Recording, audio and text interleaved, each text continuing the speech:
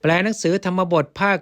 2เรื่องแห่งพระนางสามาวดีหน้า6ตั้งแต่เถกะทิวสังตาปโสนัคคตาโยคังโอโลเกนโตปรันตปัสสะเป็นต้นไปครั้งนั้นเอกทิวสังในวันหนึ่งตาปโสอันว่าดาบทโอโลเกนโตตรวจดูอยู่นักขตโยคังซึ่งความประกอบแห่งนักสัตว์ทิสวาเห็นแล้วนักขตปีละนางซึ่งความบีบคั้นแห่งนักสัตว์ปรันตปัสสะของพระราชาพระนามว่าปรันตปะอาหากล่าวแล้วอิติว่าพัทเทเนนางผู้เจริญปรันตปะราชาอันว่าพระราชาพระนามว่าปรันตปะโกสัมพิยังในเมืองชื่อว่าโกสัมพีมัตโตสวรรคตแล้วอิติดังนี้สาเทวีอันว่าพระเทวีนั้นอาหาตรัสแล้วอิติว่าอายะข้าแต่พระผู้เป็นเจ้าตวางอันว่าท่านวัเทสีกล่าวแล้วเอวังอย่างนี้กัสมาเพราะเหตุไรอาคาโตนว่าความอาฆาตสัตทิงกับเตนรัญญาด้วยพระราชานั้นอัตถิมีอยู่เตแก่ท่านจริงหรืออิติดังนี้โสตาปโสนว่าดาบทนั้นอาหากล่าวแล้วอิติว่าพัทเทนนางผู้เจริญอาคาโตนว่าความอาฆาตนัตถิย่อมไม่มีไมหังแก่เราอาหังอันว่าเราทิสวาเห็นแล้วนักขตาปีละนางซึ่งความบีบคั้นแห่งนักสัตว์อัสสาปรันตปัสสะของพระราชาพระนามว่าปรันตปะนั้นวัฏามิย่อมกล่าวเอวังอย่างนี้อิติดังนี้สาเทวีอันว่าพระเทวีนั้นปโรธิกันแสงแล้วครั้งนั้นโสตาปโสนว่าดาบทนั้นปุจิตวาถามแล้วนางเทวิงซึ่งพระเทวีนั้นอิติว่าตวังอันว่าเธอโรทัสสิย่อมร้องไห้กัสมาพระเหราอิติดังนี้ตัสรัญโยอัตโนสามิกะภาเวขีดภาเวครั้นเมื่อความที่ตัสรัญโยแห่งพระราชานั้นสามิกะขีดเป็นพระสวามีอัตโนของพระองค์ตัสรัญโยอัตโนสามิกะภาวังครั้นเมื่อความที่แห่งพระราชานั้นเป็นพระสวามีของพระองค์ตายะเทวิยาอันพระเทวีนั้นอัคขาเตตรัสบอกแล้วอาหากล่าวแล้วอิติว่าพัทเทนนางผู้เจริญตวังอันว่าเธอมาโรธิอย่าร้องไห้แล้วมัจจุอันว่าความตายสัตตสะแห่งศาสตร์ชาตัสสนามะชื่อผู้เกิดแล้วนิยตโตแน่นอนแล้วอิติดังนี้สาเทวีอันว่าพระเทวีนั้นอาหาตรัสแล้วอิติว่าอายะข้าแต่พระผู้เป็นเจ้าอาหังอันว่าดิฉันชานามิย่อมรู้อิติดังนี้โสตาปโสนว่าดาบทนั้นปุจิถามแล้วอิติว่าอัฏฐภาเวครั้นเมื่อความเป็นอัฏฐอย่างนั้นสันเตมีอยู่ตวังอันว่าเธอโรทัสสิย่อมร้องไห้กัสมาเพราะเหตุไรอิติดังนี้สาเทวีอันว่าพระเทวีนั้นอาหาตรัสแล้วอิติว่าอายะข้าแต่พระผู้เป็นเจ้าอาหังอันว่าดิฉันโรธามิย่อมร้องไห้โสเกนะด้วยความโศกอิติว่าปุตโตอันว่าบุตรเมของดิฉันอนุชวิโกเป็นผู้สมควรรัชสะแก่ความเป็นแห่งพระราชากุลสันตกัสสะอันเป็นของมีอยู่แห่งตระกูลโหติย่อมเป็นสเจท่าว่าปุตโตอันว่าบุตรมะของดิฉันอย่างนี้ภวิสติจักมีตัตระโกสัมพิยังในเมืองชื่อว่าโกสัมพีนั้นไซปุตโตอันว่าบุตรเมของดิฉันอย่างนี้ปุคลังยังบุคคลอุตสาปยิสติจักให้ยกขึ้นเสตัชตังซึ่งเสวชชาติอิธานิในการนี้ปุตโตอันว่าบุตรเมของดิฉันอย่างนี้มหาชานิโกเป็นผู้มีความเสื่อมใหญ่วัตตะหนอชาโตเกิดแล้วอิติดังนี้อิติดังนี้โสตาปโสนว่าดาบทนั้นอาหากล่าวแล้วอิติว่าพัทเทนแนนางผู้เจริญเอตังการนังอันว่าเหตุนั่นโหตุจงยกไว้ตวังอันว่าเธอมาจินตยิอย่าคิดแล้วสเจท่าว่าตวังอันว่าเธอปัทเถสิย่อมปรารถนารัชชังซึ่งความเป็นแห่งพระราชาอสปุตตสะแก่บุตรนั้นไซอาหังอันว่าเรากริสามิจะกระทำรัชชาลพนาการังซึ่งอาการคืออันได้ซึ่งความเป็นแห่งพระราชาอสปุตตสะแก่บุตรนั้นอิติดังนี้ครั้งนั้นโสตาปโสอันว่าดาบทนั้นสิได้ให้แล้วหัตถิกันตวีนางซึ่งพินอัญญังช้างให้ใคร่จะด้วยเอวะนั่นเทียวหัตถิกันตมันเตซึ่งมนอัญญังช้างให้ใคร่ทั้งหลายจะด้วยอสปุตตสะแก่พระโอรสนั้นตถาในการนั้นหัตถิสตาสหัสสานิอันว่าแสนแห่งช้างทั้งหลายอเนกานิมิใช่หนึ่งอาคันตวามาแล้วนิสีทันติหมอบอยู่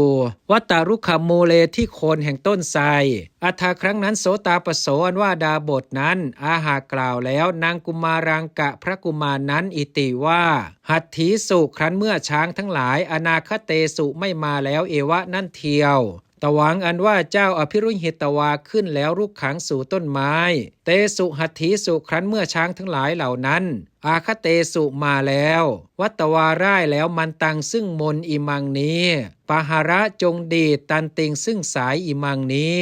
หัตถีอันว่าช้างทั้งหลายสัพเพทั้งปวงอสกโกนตาไม่อาจอยู่นิวัติตวาโอโลเกตุงปิขีดตุงปิแม้เพื่ออันนิวัติตวากลับแล้วโอโลเกขีดแลดูนิวัติตวาโอโลเกตุงปิแม้เพื่ออันกลับแล้วแลดูปรายิสสันติจักหนีไปอัฏฐภาเวภเวครั้นเมื่อความเป็นอัฏฐะอย่างนั้นสันเตมีอยู่ตวังอันว่าเจ้าโอตริตวาข้ามลงแล้วอาคัจฉายาสิพึงมาอิติดังนี้โสกุมารโรอันว่าพระกุมารนั้นกัตวาทรงกระทำแล้วตถาเหมือนอย่างนั้นอาคันตวาเสด็จมาแล้วอโรเจสิกราบทูลแจ้งแล้วปวัตติงซึ่งความเป็นไปทั่วต่างนั้นอัฏฐาครั้งนั้นตาปโสอันว่าดาบทอาหากล่าวแล้วนางกุมารังกะพระกุมารนั้นทุติยทิวเสในวันที่สองอิติว่าอาชะในวันนี้ตวังอันว่าเจ้าวัตวาร่ายแล้วมันตังซึ่งมนอิมังนี้ปหารายาสิพึงดีตันติงซึ่งสายอิมังนี้หัตถีอันว่าช้างทั้งหลายนิวัติตวากลับแล้วโอโลเกนตาแลดูอยู่ปัจจโตข้างหลังปรายิสสันติจากหนีไปอิติดังนี้ตถาปิแม้ในการนั้นโสกุมารโรอันว่าพระกุมารนั้นกัตวาทรงกระทำแล้วตถาเหมือนอย่างนั้นอาคันตวาเสด็จมาแล้วอโรเจสิกราบทูลแจ้งแล้วปวัตติงซึ่งความเป็นไปทั่วต่างนั้นอัฏฐาครั้งนั้นโสตาปโสอันว่าดาบทนั้นอามันเตตวาเรียกแล้วมาตรังซึ่งพระมารดาอัสสกุมารสะของพระกุมารนั้นอาหากล่าวแล้วอิติว่าพัทเทนนางผู้เจริญตวังอันว่าเธอเทหิจงให้ศาสนังซึ่งข่าวสารปุตตสะแก่บุตรเตของเธอปุตโตอันว่าบุตรเตของเธออย่างนี้คันตวาไปแล้วเอโตฐานโตจากที่นี้วะเทียวราชาเป็นพระราชาภวิสติจักเป็นอิติดังนี้สาเทวีอันว่าพระเทวีนั้นอามันเตตวาตรัสเรียกแล้วปุตตังซึ่งพระโอรสวัตวาตรัสแล้วอิติว่าตาตาแน่พ่อตวังอันว่าเจ้าปุตโตเป็นโอรสปรันตปะรัญโยของพระราชาพระนามว่าปรันตปะโกสัมพิยังในเมืองชื่อว่าโกสัมพีอสีย่อมเป็นหัตถิลิงคัสกุโนอันว่านกตัวมีเพศเพียงดังเพศแห่งช้างอาเนสินำมาแล้วมังซึ่งเราสักขับพังผู้เป็นไปกับด้วยคันอิติดังนี้อาจิคิตวาตรัสบอกแล้วนามานิซึ่งชื่อทั้งหลายอิสระชนานางของอิสรชนทั้งหลายเสนาปฏิอาทีนางมีเสนาบดีเป็นต้นวัตวาตรัสแล้วอิติว่าตวังอันว่าเจ้าทัสสายาสิพึงแสดงปารุปนกรรมพลังซึ่งผ้ากำพลอันเป็นเครื่องห่มจะด้วยเอวะนั่นเทียวปิลันธนมุทธิกังซึ่งพระธรรมรงค์อันเป็นเครื่องประดับจะด้วยปิตุของพระบิดาอิมังนี้ชนานางแก่ชนทั้งหลายอสัตทหารตานางผู้ไม่เชื่ออยู่อิติดังนี้วิโยเชสิทรงส่งไปแล้วกุมารโรอันว่าพระกุมารอาหาทูลแล้วตาปสังกดาบทอิติว่าอิธานิในการนี้อาหังอันว่าหม่อมฉันกโรมิจะกระทำกิงอย่างไรอิติดังนี้โสตาปโสอันว่าดาบทนั้นอาหากล่าวแล้วอิติว่าตวังอันว่าเจ้านิสิทิตวานั่งแล้วเหตุทิมาสาขายะที่กิ่งอันมีในภายใต้รุกขสะแห่งต้นไม้วัตวาร่ายแล้วมันตังซึ่งมนอิมังนี้ปหาระจงดีตันติงซึ่งสายอิมังนี้เชษฐหัตถีอันว่าช้างตัวเจริญที่สุดอุปนาเมตวาน้อมเข้าไปแล้วปิดถิงซึ่งหลังเตเพื่อเจ้าอุปสังกมิสติจักเข้าไปหาตวังอันว่าเจ้านิสินโนนั่งแล้วปิดทียังบนหลังตัสสะหัตถิโนของช้างนั้นวะเทียวคันตวาไปแล้วคันหาหิจงถือเอารัชชังซึ่งความเป็นแห่งพระราชาอิติดังนี้โสกุมารโรอันว่าพระกุมารนั้นวันทิตวาทรงไหว้แล้วมาตาปิตโรซึ่งมารดาและบิดาทั้งหลายกัตวาทรงกระทำแล้วตถาเหมือนอย่างนั้นนิสีทิตวาประทับนั่งแล้วปิดที่ยังบนหลังหัตถิโนของช้างอาคตัสสะตัวมาแล้วมันตยิทรงกระซิบแล้วตังหัตถิงซึ่งช้างนั้นกันเนที่หูอิติว่าอาหังอันว่าเราปุตโตเป็นบุตรปรันตปารัญโยของพระราชาพระนามว่าปรันตปะโกสัมพิยังในเมืองชื่อว่าโกสัมพีอัมหิย่อมเป็นสามีข้าแต่นายตวังอันว่าท่านขันหิตวายึดแล้วรัชชังซึ่งความเป็นแห่งพระราชา ติกังอันเป็นของมีอยู่แห่งบิดาเทหิจงให้เมแก่เราอิติดังนี้โสหัตถีอันว่าช้างนั้นสุตวาฟังแล้วต่างวัจนังซึ่งคำนั้นระวิร้องแล้วหัตถิระวังร้องแห่งช้างอิติว่าหัตถิสหัสสานิอันว่าพันแห่งช้างทั้งหลายอเนกานิมิใช่หนึ่งสันนิปตันตุจงประชุมกันอิติดังนี้หัตถิสหัสสานิอันว่าพันแห่งช้างทั้งหลายอเนกานิมิใช่หนึ่งสันนิปติงสุประชุมกันแล้วโสหัตถีอันว่าช้างนั้นระวิร้องแล้วระวังร้องปุณะอีกอิติว่าชินหัตถีอันว่าช้างตัวแก่แล้วทั้งหลายปฏิกมันตุจงก้าวกลับอิติดังนี้ชินหัตถีอันว่าช้างตัวแก่แล้วทั้งหลายปฏิกมิงสุก้าวกลับแล้วโสหัตถีอันว่าช้างนั้นระวิร้องแล้วระวังร้องปุณะอีกอิติว่าหัตถีอันว่าช้างทั้งหลายอติตรุณาตัวหนุ่มยิ่งนิวัตตันตุจงกลับอิติดังนี้หัตถีอันว่าช้างทั้งหลายเตปิแม้เหล่านั้นนิวัตติงสู่กลับแล้วโสกุมารโรนว่าพระกุมารนั้นอเนเกหิโยทหัตถิสหัสเสหิเอวะปริวุตโตปริวุตโตผู้โยทหัตถิสหัสเสหิอันพันแห่งช้างนักรบทั้งหลายอเนเกหิมิใช่หนึ่งเอวะนั่นเทียวปริวุตโตแวดล้อมแล้วอเนเกหิโยทหัตถิสหัสเสหิเอวะปริวุตโตผู้อันพันแห่งช้างนักรบทั้งหลายมิใช่หนึ่งนั่นเทียวแวดล้อมแล้วปัตตวาเสด็จถึงแล้วปัจจันตคามังซึ่งบ้านอันตั้งอยู่แล้วในที่สุดแห่งแดนวัตวาตรัสแล้วอิติว่าอาหารอันว่าเราปุตโตเป็นบุตรรัญโยของพระราชาอัมหิย่อมเป็นฉะนั้นว่าชนทั้งหลายปัทยมานาผู้ปรารถนาอยู่สัมปัตติงซึ่งสมบัติอาคัจฉันตุจงมาสัตถิงกับมายาด้วยเราอิติดังนี้กโรนโตทรงกระทำอยู่มนุษย์สังคหังซึ่งการรวบรวมซึ่งมนุษย์ปัทายะจำเดิมตโตปัจจันตคามโตแต่ปัจจันตคามนั้นคันตวาเสด็จไปแล้วปริวาเรตวาทรงแวดล้อมแล้วนครังซึ่งพระนครเปเสสีทรงส่งไปแล้วศาสนังซึ่งข่าวสารยาปนะขีดมีอันให้รู้ขีดอิติว่าชนะอันว่าชนทั้งหลายเทนตุจงให้ยุทธังซึ่งการรบวาหรือว่ารัชชังซึ่งความเป็นแห่งพระราชาเมแก่เราอิติดังนี้ขีดเหตุกังขีดเป็นเหตุยาปนะเหตุกังมีอันให้รู้อิติว่าฉะนั้นว่าชนทั้งหลายเทนตุจงให้ยุทธังซึ่งการรบวาหรือ